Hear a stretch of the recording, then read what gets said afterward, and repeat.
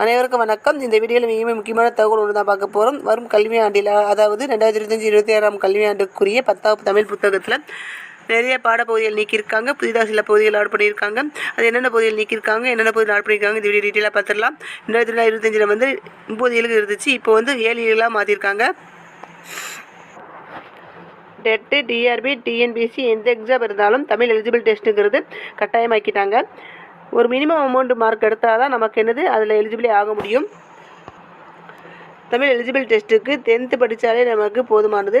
10th வந்து 90% question வந்து 10th தான் கேட்பாங்க. அதில் என்னென்ன சிலபஸ்ங்கிறது இப்போ டீட்டெயிலாக பார்த்துடலாம். நான் மார்க் பண்ணியிருக்க முடியாது, இந்த பாடம் நீக்கியிருக்காங்க.